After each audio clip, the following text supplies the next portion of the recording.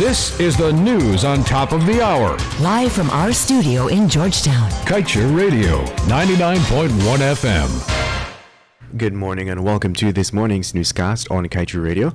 I am Kevin Smith. Let's get to the news in detail. Former presidential advisor on petroleum, Dr. Jan Mangal, said that representatives from the Chatham House and the World Bank told him it was a bad idea to publish the contracts Guyana signed with international oil companies for the rights to operate their respective blocks. The comment is included in a public LinkedIn post by Dr. Mangal.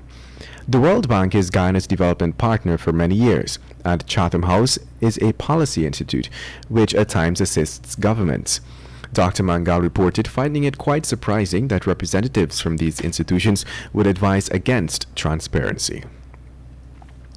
Meanwhile, the Ministry of Natural Resources has disclosed that it is undertaking a series of strategic stakeholders consultations to advance the development of the draft local content policy.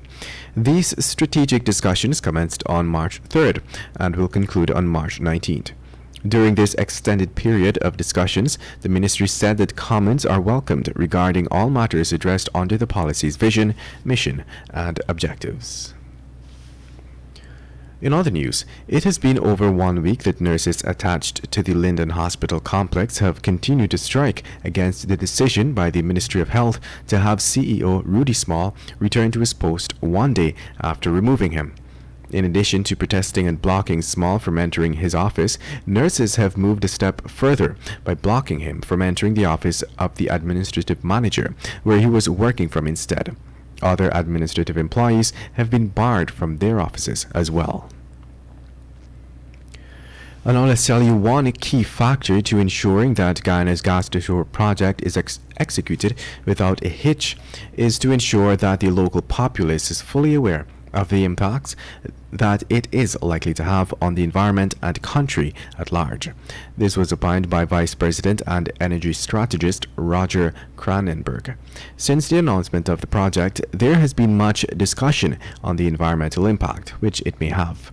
This is taking into consideration the fact that the governing administration identified Wales as the ideal site to set up the onshore facility without first conducting an environmental impact assessment. Studies are expected to be conducted soon, according to government. You are listening to Kaieteur Radio 99.1 and 99.5 FM. This is your morning newscast.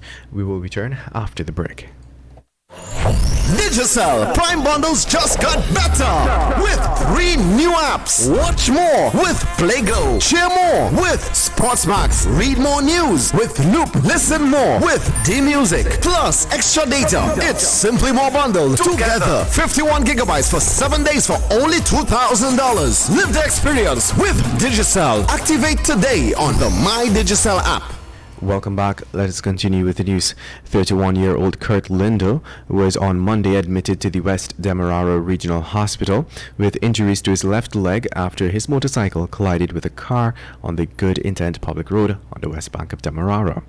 The accident occurred around 17:15.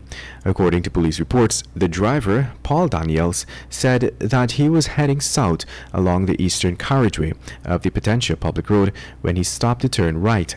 His car then ended up colliding with the motorcycle that was heading north on the western carriage of the road at the same time.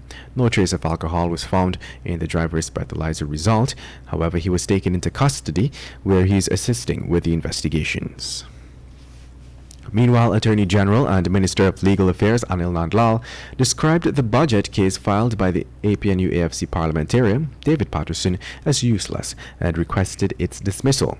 Nandlal reiterated the government's plea of the doctrine of necessity on the basis of the passage of the 2020 emergency budget. And now let's tell you, Guyana has been made famous for its high-quality crude coupled with how cheap it is to produce it. This makes Guyana a prized crown for any to behold. And now the former EPA director, Dr. Vincent Adams, is saying that ExxonMobil needs Guyana more than the country needs them, especially now that the oil company is facing some financial challenges. Dr. Adams underscored the need for Guyana to stop being intimidated by ExxonMobil and demand favorable terms, as the company's standing in the future is highly dependent on the successful outcome of its projects here. And now let's tell you, labeled as the world's greatest show of human brilliance and achievement, the Dubai Expo 2020, which is slated for later this year, will see Ghana participating. The country will be partaking under the theme Home of Nature, Land of Opportunities. According to a release issued by the Ministry of Tourism, Industry and Commerce, the expo will run from 173 days from October 1st, 2021 to March 31st, 2022. And will be featuring food, music, technology, art, science, culture, and numerous live events.